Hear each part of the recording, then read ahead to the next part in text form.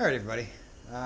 Since it's supposed to rain this weekend and Saturday I am delivering the 2018 Outback to its new owner, I figured I would take some time and show you the new boat.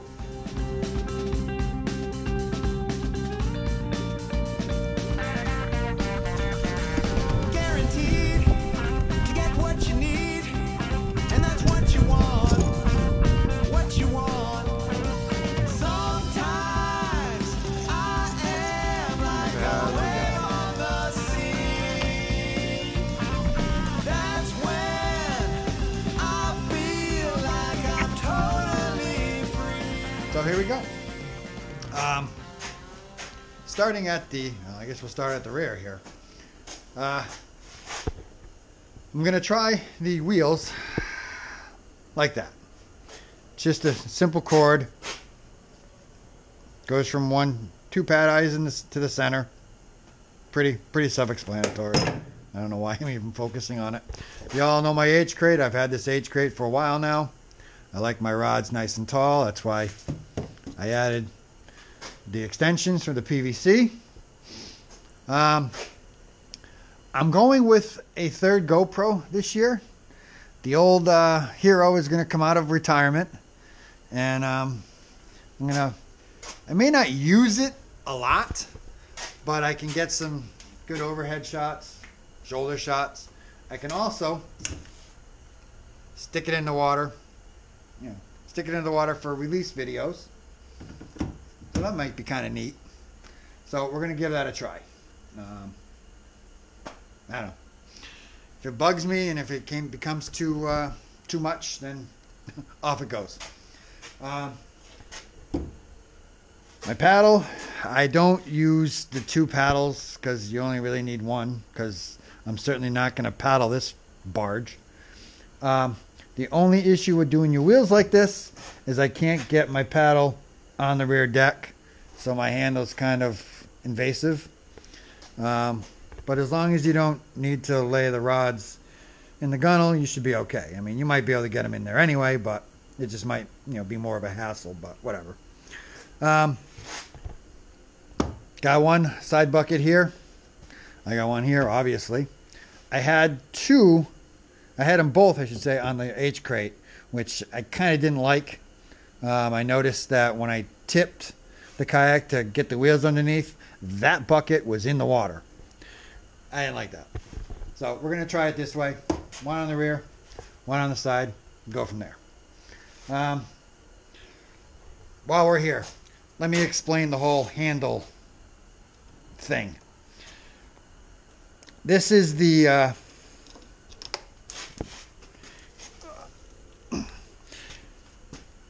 the 360 handle, which goes in here. Goes just like that. And this is your rudder handle. Now, it obviously connects with this pin. So you got to pull the pin, and then your handle comes off. That's your actual rudder handle. This inner is your 360.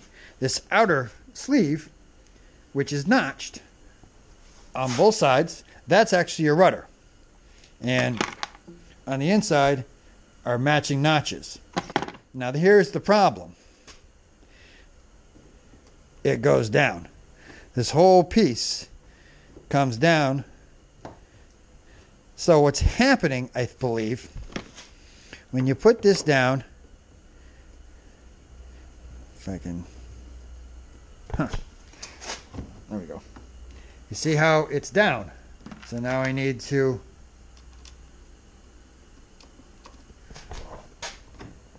now I can get the pin inside. So if I put the pin in, now I can pull the whole rudder, this whole assembly up. So right now the rudder's intact. If I just lift up just a tad on the handle, now it doesn't match up. So I think I'm going to try to put some washers in between here, which will push this down, push that up, and won't let the two of them drop. And I should be good until whatever parts Josh orders from Hobie we get. At least that'll correct temporarily. But it looks like that's the problem. Whether it's I don't know. I don't know how it all works underneath. I never really looked at my old one, so I'm not sure. All right, I just fixed it. The problem wasn't the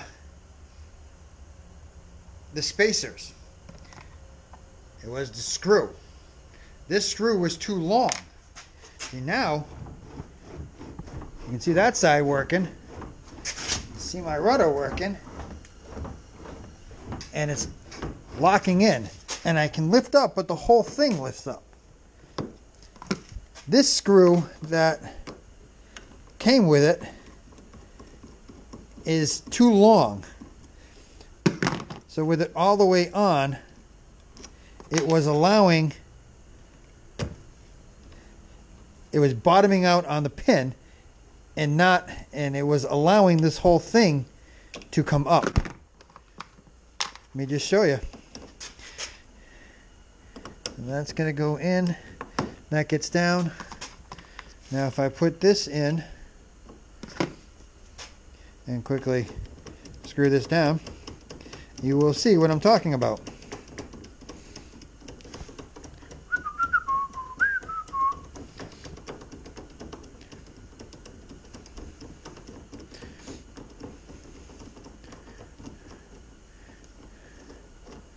Alrighty.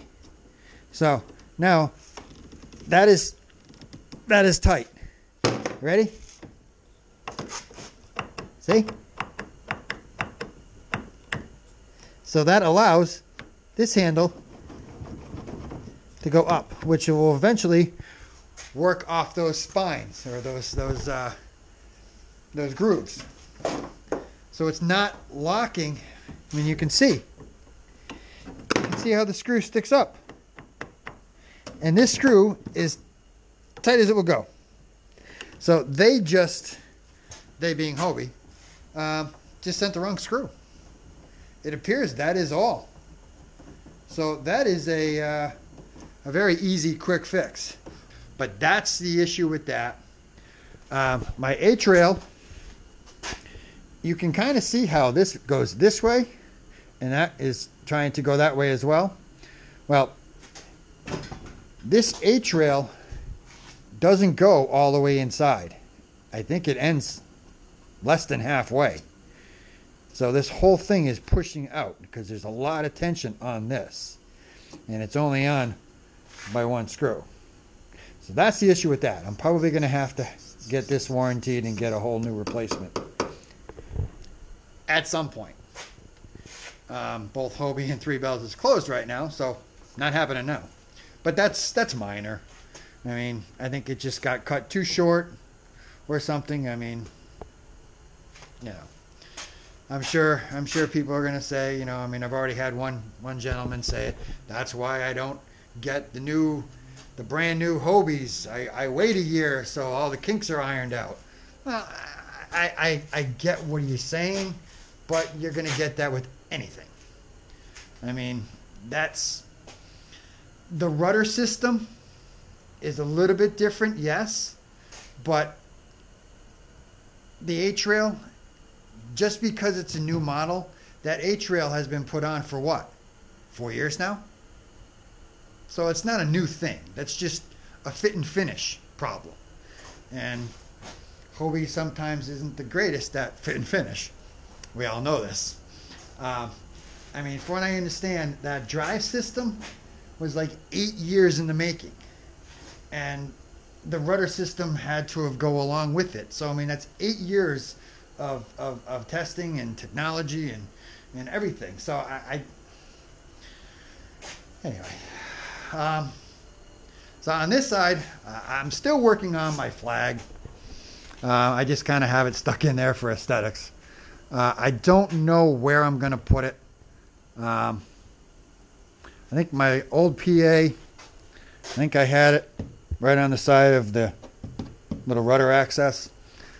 With if I like my wheels here, that's definitely not going there.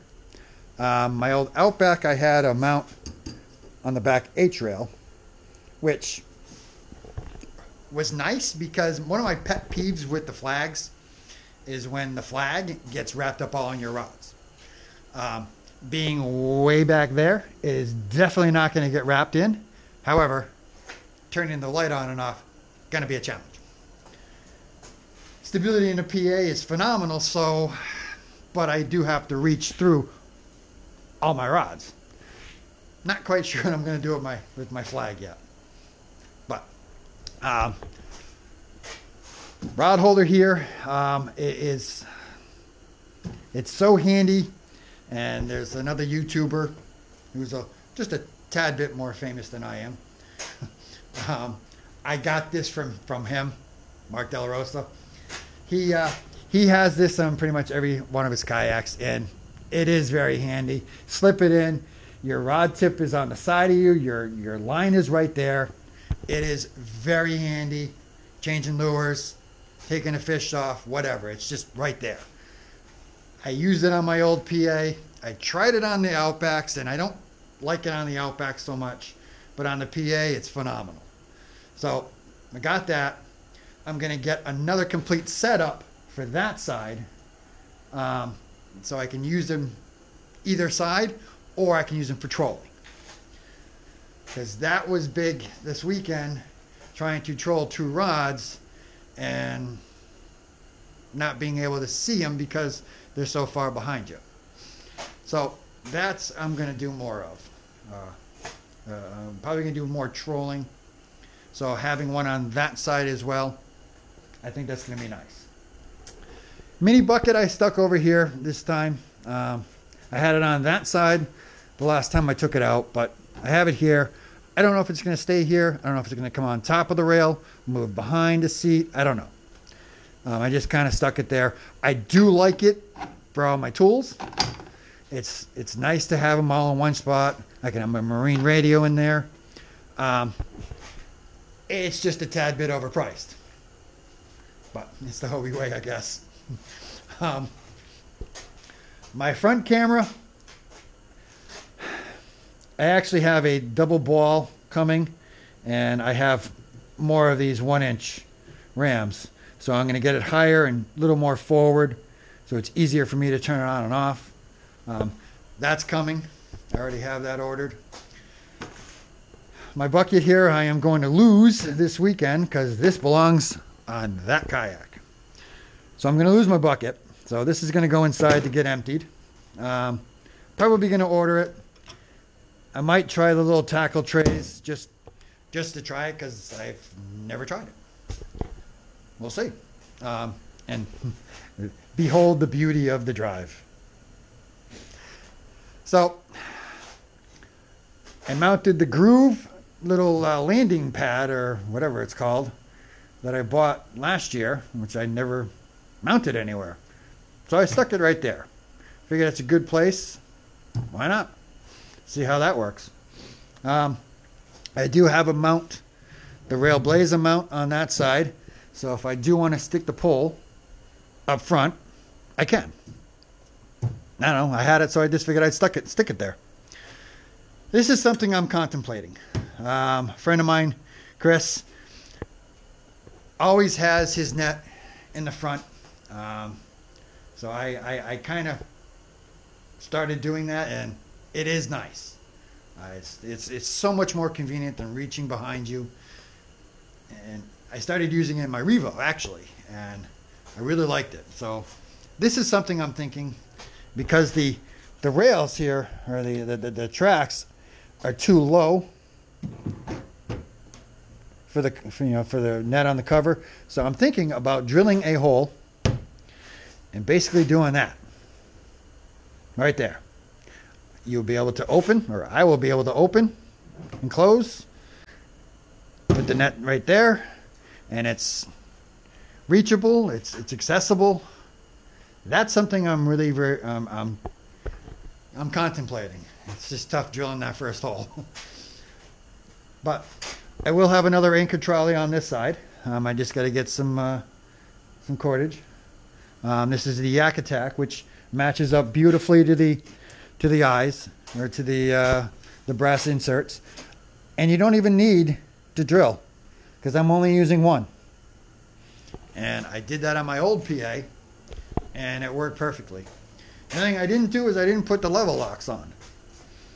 The other side is totally set up, and I did not put the level locks on because after 4 years of being in a Hobie and owning a level lock, a Yak Attack level lock anchor trolley, I never lock it. So I figure, why drill holes if you don't need to? So I didn't bother getting that.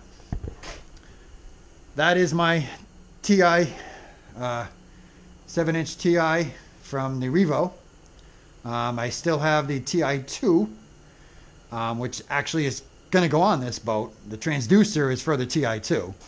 However, the the Navionics Platinum card, which is in that unit, the TI2 doesn't want to read. I don't quite know. Or something is shut off that I got to figure out what to turn on. So it's just not reading the Platinum card. So I got to figure that out or just get another card. So I wanted that chart, so I'm using the TI on this unit on this boat right now. Yeah. So this is basically it. You know, as time goes on, we all change things. Right now, I do not have anything planned for underneath the seat other than my board. I don't know if I need anything underneath it. I mean, all my tackle is in the H crate. I got the 2 bins. I don't see needing anything under my seat. So I think that's going to be my dry bag and my board storage. That might be it, because the front, that might end up being fish. Cold water season, that might just end up being throw my catches in there rather than a catch bag. I have the big clip on the wall over there for the warmer months and just keep them in the water. I think that's pretty much it.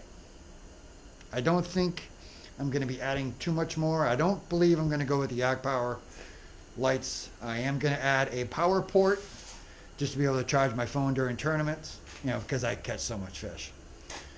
But I don't think I'm going to go with the lights and all that. I don't want to say nonsense, but I don't think I'm going to do that.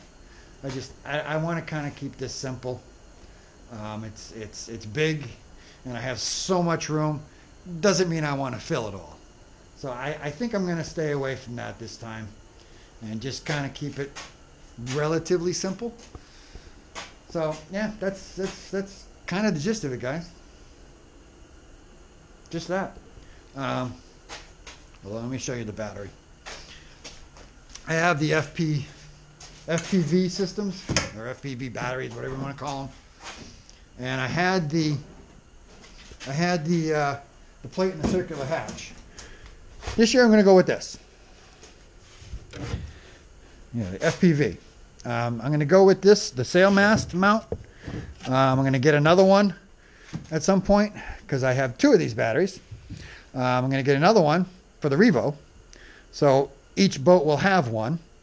And during tournament time, when I don't want to have to worry about charging a battery, I can stick the other one here, use the Y adapter, which I already have, and I have plenty of power for the weekend, you know, the full weekend tournament. So that's the plan for the batteries, for power. Yeah, I don't really think I'm gonna add too much more.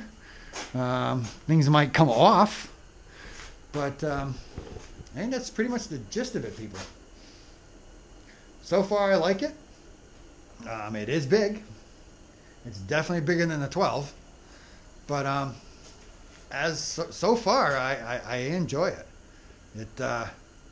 There's a big difference between a 12 and a 14. And all my issues with the PA and the 2019 Outback is that rudder. And with that drive, takes it all away.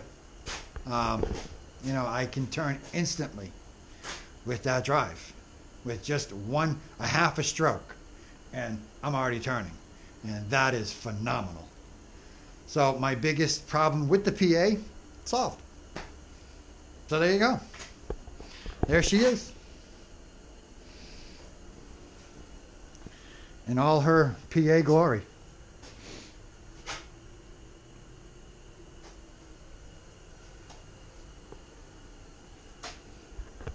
So yeah, I hope you enjoyed this. If you have any questions or comments, obviously, you know, comment below.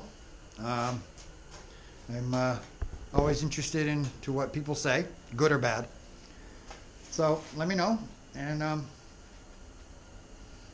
I look forward to getting this back in the water for you guys, and you know, putting it through its paces. Hopefully, it'll make me find some fish, because I'm lacking fish right now. But that's all right. That's pretty much it for this one. Hope you got something out of it.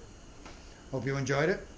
And yeah, until next time, I'll see you out there.